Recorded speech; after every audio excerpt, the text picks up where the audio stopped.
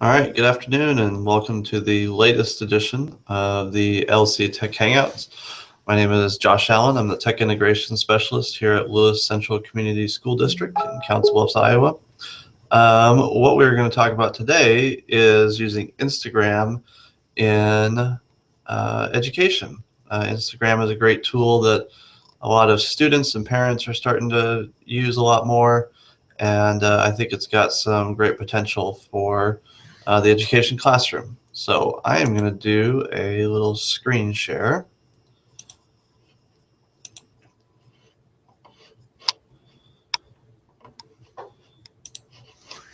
And here we go. If you have questions during the Hangout, there's a couple ways that you can do that. There should be a Q&A feature on the Hangout page if you're watching there. You can also post it as a comment there on the Hangout page, or you can see in the bottom right-hand corner the hashtag LCTechHangout. I will do my best to monitor those as we go through. At any time, you can always reach me on Twitter at j_Allen or on Google+. So either one. So one of the things that we probably need to discuss is why would you use Instagram? And really, Instagram is a lot about parent communication and communication with students. It's so easy to do anymore. Again, we're just using a free app that has some social media components to it.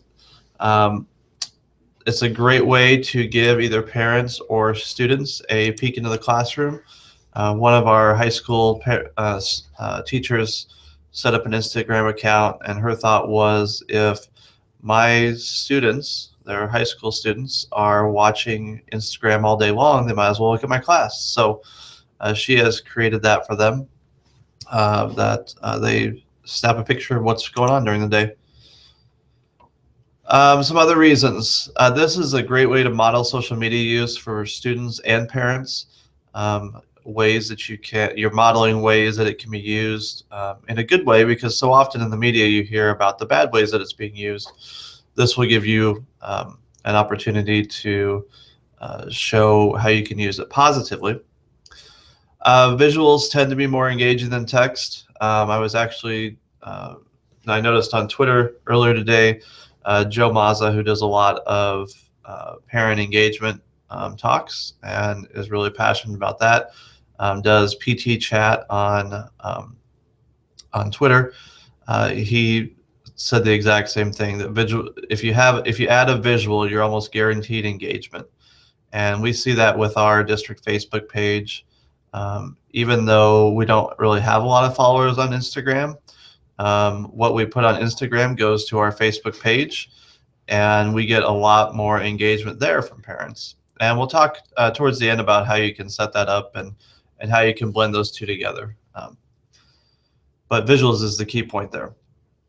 It's an easy way to share if you're going on a field trip or other events, more so than just the day-to-day. The day-to-day is great. It's nice to see what kids are doing. It's nice to get a visual for what they're doing, but maybe you can designate a student or student of the day to do that, or a certain job on a field trip, that's the student's job, is to snap some pictures. And even if you don't post them then, you can post them later, which again we'll talk about in a little bit. Instagram also uses hashtags to group similar posts together. If you have a public account, there is public and private, which we'll talk about, and you use a hashtag, it's kind of like Twitter, where if you click on the hashtag, you'll see other classes or other people that have used the same hashtag. So if you wanted to put all of yours together, or add it to, like for instance, in our school district, we're trying to promote the LC Titans hashtag as the district hashtag. And so ideally you would have parents and students using that LC Titans hashtag, and all of their pictures kind of go together so that people can see what other people are using or what other people are seeing at Lewis Central. So I try and grab these Bright Bites information when it pertains, and I thought this was a really interesting one. Teacher reported frequency of uploading photos from a camera or phone. So our staff here at Lewis Central, 6% of them at the 2nd through 12th grade level upload pictures from a camera or phone daily, 34% weekly, and you can read the rest of those there, 29% monthly. So if you are already doing it, Instagram's not a lot different than that. You are uploading a photo to basically the Instagram website. So a lot of our teachers have at least done this before. What Instagram does is it adds the social media piece to it. So it's not any harder to do than uploading a photo, which according to our Bright Bites data, what our teachers have said is that the majority of them do it at least monthly, if not more frequently. One thing our staff may point out is that Instagram is blocked, as well as Facebook, and I do understand that. I contemplated not doing this Hangout now, but I know it's being worked on because we do have help tickets in on it. The issue is with the new firewall that we got, just trying to work out the kinks of how do we block it for one group and not the other. It's the same issue we have with Facebook, from what I understand. The other thing is, because you do it with your phone, I know that some schools have some pretty big dead spots, but you can take a picture, and then if you have time, like after school, you can do it on your way out to your car or when you get home. So that's why we're still rolling with the Instagram. As I mentioned earlier, Instagram is gaining popularity with secondary students and also younger parents. Facebook is still king. Looking through the Bright Bites data on use of social media, we still have 67 or 64% of our students use Facebook, but Instagram is quickly increasing. So it's, even if you are not necessarily worried about your Instagram followers, again, you can populate it to other websites, which we'll talk about, and just kind of use this as a base. But it's definitely becoming more popular. Facebook did purchase it here. I don't know if it's been 2 years yet, but it's definitely increasing in the popularity because, like we said, visuals are very fun to engage with. Instagram is really a mobile platform. There's not a whole lot that you can do on the web. So to get started, you would download the free Instagram account or free Instagram app. You're going to create an account. You can do it with Facebook if you want to. For example, if your district leaves Instagram unblocked, but it's blocked but Facebook is blocked, you may struggle with you may struggle with logging in. I'll just warn you of that. That shouldn't. If you still want to use Facebook, that should be fine. But I know we've had a couple instances where pieces that are linked to Facebook don't necessarily show up because Facebook is still blocked. So know that that's an option. When you create an account, by default, it's public, but we'll show you later how you can go in and make it private if you want. One thing to know, just like in Twitter, if you use a hashtag and your account is set to private, it's not going to show up in a big search list. So just be aware of that. The other thing I would say while we're on that topic of public versus private, make sure you know what your district guidelines are for posting student pictures to the internet. Typically what I will do, especially if it's if it's a school related or sent from the district Instagram account, I will typically be behind the kid, so kind of get their perspective also of what they're doing, even if you don't get their face in. And it's funny, I know one of the pictures I did of a kindergartner or first grader, I was kind of not necessarily a full side profile of one of the kids, but the mom commented that she would notice those chubby cheeks anywhere. So the parents still know who they are, but and I don't know that I've ever used names in the Instagram post, so just be aware of that. So when you first log in, or after when you open up Instagram on a regular basis, you will have a stream just like you would in Facebook or just like you would in Twitter. That stream updates depending on how active the people you follow are posting. You can't, I took this from my phone, this screenshot from my phone, and so you can't really see what it looks like. But basically, for the most part, you have one picture on your screen at a time, and you just scroll up or down to see the other ones. At the bottom, you can see the navigation bar of Instagram. On the far left, you have a home icon, which that is your where your stream is. You have a search button, which we'll talk about. The blue button in the middle with the camera icon is where you post your pictures, which we'll talk about. If you have likes or comments, that is the heart with the speech bubble there. And then your profile is the kind of person silhouette there on the right-hand side. So finding others to follow, if you click on that person that's there that we just mentioned to go to your profile page, there is an options button there. It's a cogwheel. If you're used to, especially Apple, you will use the cogwheel for settings and options. You can find friends on Facebook that have tied their Instagram and Facebook accounts together. You can do it from your contacts. And like I mentioned before, it's public by default.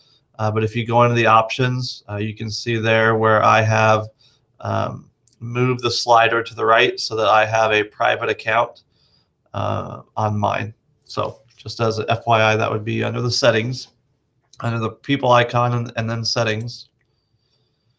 The other way that you can find other people that aren't necessarily in your contacts or on Facebook, or if they haven't tied it to Facebook, there is the search magnifying glass.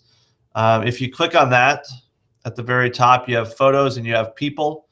If you click on people, what it'll do is kind of scan what it is that, scan the people that you're already friends with to see if maybe you have some other connections out there that may be on there, related to who's following who. So if, let's say that myself and someone I follow and maybe one other person follows Joe Sanfilippo, on Twitter, or, a couple of my friends follow him, well, they'll suggest him. Maybe you want to follow him. They are pretty similar. So that'll show up. There's with photos, it's just kind of generic, just some of the photos that they like. And then you can always search at the top for different words. And again, you can either search for hashtags based off those words or people based off those words, depending on what you want. Again, the more people that you add, the more things you'll see in your stream when you open up Instagram. I would caution against friending students. I still don't, I'm not a huge fan of that. We have quite a few kids, probably a decent percentage of our followers on Instagram for the Lewis Central account are students, but I don't follow them back. I try not to do that with any social media just so that I don't get into trouble for anything. Just if I don't have to do it, if there's not a good reason to, then I'll just leave that alone. So to take a picture, there's two things that you can do. You can see on the left-hand side, it's got that little thumbnail icon. And what that is my camera roll. So I mentioned, like, with some of our staff, we don't have great reception inside the school. And so if you're trying to use your phone and it's not on the Wi-Fi, or the Wi-Fi is blocking Instagram, you can take pictures. And then when you get to a place where you have open Wi-Fi or the ability to upload, you can just click in this little box on the left-hand side and it'll pull up all the pictures from your camera roll, and you can add one of those into Instagram. If you take a landscape or a portrait picture, Instagram pictures are square, they're 1 by 1. And so if you take a landscape or portrait picture, which is not 1 by 1, then you'll have to, it'll prompt you to, or it'll crop it for you, but you're able to move it around if it's not exactly the way you want. If you don't have a picture and you're ready to post right to it, there is a blue button there in the middle that is your picture taking button, very similar to what the what all the Apple buttons look like. And then on the far right-hand side, there is a video camera. Instagram does let you take 15-second videos, so that, and it's kind of cool where it lets you click and hold for different amounts of time, so you can not necessarily stop motion, but you get a couple short snippets of different things. If you're doing that around your room, or you want to take video of different groups working, you could hold the video button down for a while. And what happens, I guess, just to be clear, when you click on this video camera icon, this blue button actually turns red, and then you click and hold for up to 15 seconds, and then you're able to edit and post from Instagram. So 2 ways really to do it: from pictures you've already taken, or from pictures that you're taking right within the app. Once you've taken your pictures, their filters, which is kind of the big thing that they're known for, are along the bottom. I'll go out on a limb and say there's about 15 different filters there. They've just added some new ones here in the last 6 months or so. So once you choose a filter, then there is a brightness or enhancing button here. If you want to do that, you don't have to, and you can just post normal pictures there. It doesn't even have to be a filtered picture. If you like the way it looks, then just leave it at normal there on the left. But you can scroll over and find different filters there. And there is some other adjusting here. You can add in like blurred areas, or areas you want to put into focus, or you can do some more cropping. You can adjust the angle of the picture if you want to. If it's not straight, you can straighten it out. Brightness, saturation, some of your typical picture editing pieces are all done once you either take or select your picture.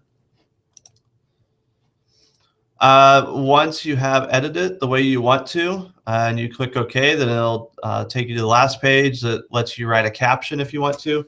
There is no word limit that I know of. Maybe there is for writing a caption, but I've seen some awfully long ones. You can tag people in it. I don't necessarily know that if a couple people at your school have Instagram accounts and you take a picture of them, you can tag them there. They do get a little notification if that happens, but you don't necessarily have to. If you want to add a photo to a map, you can. If I'm doing ones for school, typically I will. If I'm doing ones for home on my personal account, typically I won't. If you do turn this on, then this name this location shows up, and you can click on it and it will find locations nearby you, or you can create your own or search for others if you want. At the bottom, there is the ability there to share to other social media sites. So Facebook, Twitter, Tumblr, Flickr, and Foursquare. Facebook and Twitter are probably the two that I can see used the most in schools.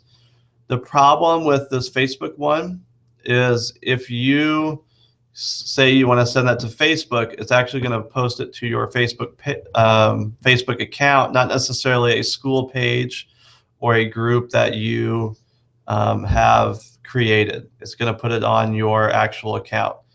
We'll talk about some ways around that here in just a second. Twitter, it used to be that it would show up in the Twitter stream, but especially since Instagram and Facebook teamed up, Facebook bought Instagram, if you remember I mentioned that. Now it just has a link to it, but it does take people then back to your Instagram account. So all of this you can do whatever you want with. Writing a caption, again, we mentioned like field trips or just basic activities around the day. Maybe that's a job for a student to take the Instagram picture of the day. And here is in that caption is where you would add hashtags. If you had a hashtag for your school, you could add that in there, or for the activity that you're doing. All of that would go in the caption.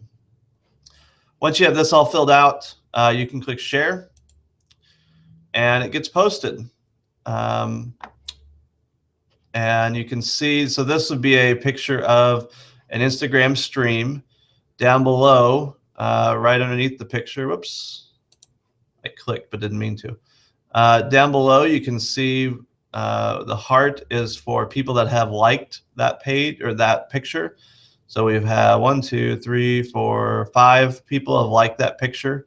Once it gets to 10, then it just says 10 likes, 11 likes, 12 likes, and so on. It doesn't necessarily have them all listed. You can click on it and it'll show you who it is. So the top, right underneath the top of the text, right underneath the picture are the people who have liked that picture.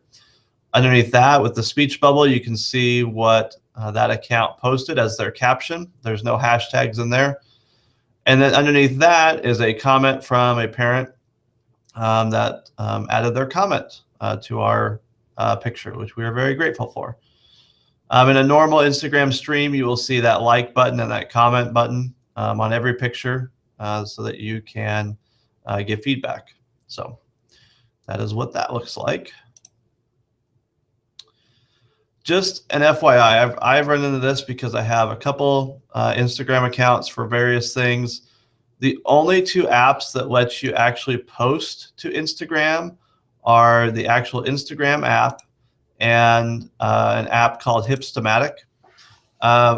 Any other app that's out there makes you open it in Instagram. So for example, you noticed on the last page, I have this collage made on the Lewis Central account. So I did that in a different app. There's a bunch of them out there, PicCollage, PicStitch. I think this is called Photosteen, which I got when it was free. So I made this little collage and it says Instagram on it. So I click on Instagram, but then it makes me open it in the Instagram app. And it's not like Twitter where I can have multiple Twitter accounts at one time. I have to sign out and sign back in each time I want to switch Instagram accounts. So that's kind of a pain. I'm not sure why Instagram won't let us do that. But just so you know, Instagram and Hipstamatic are the only 2 that let you actually post to Instagram. And I don't know why it's Hipstamatic. I think that's kind of odd, but they're the only ones who have gotten in. So that's that. The automatic posting piece. So one thing that we've done at Lewis Central is when we post to Instagram, we save a copy of it into Google Drive just so we have a copy of the picture. And I mentioned that you can't necessarily post right to a Facebook group just by clicking on that, that Facebook icon when you're getting ready to post.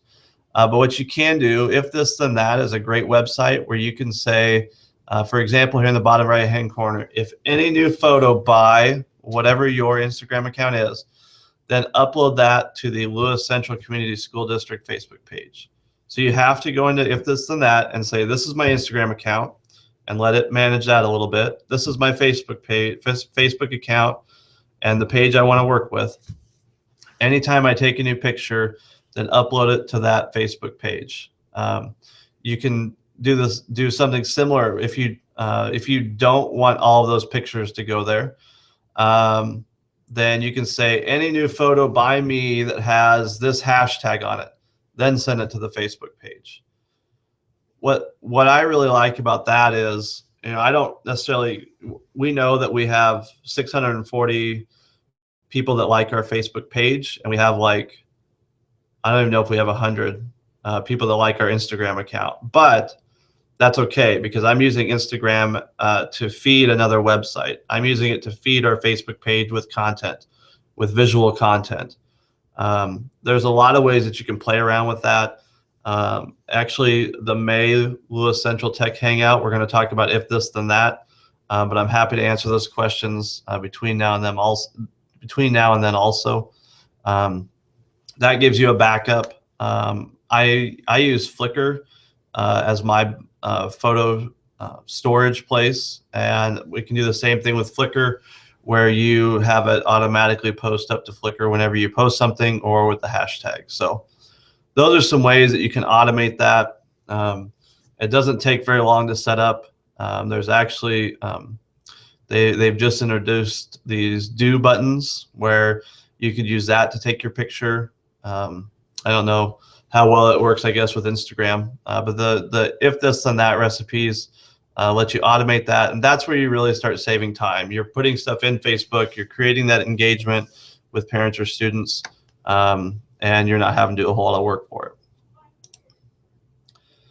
So we talked about Instagram and Hipstamatic are really the only two ways that you can post to Instagram and that Instagram stream, but there are a ton of complementary apps out there.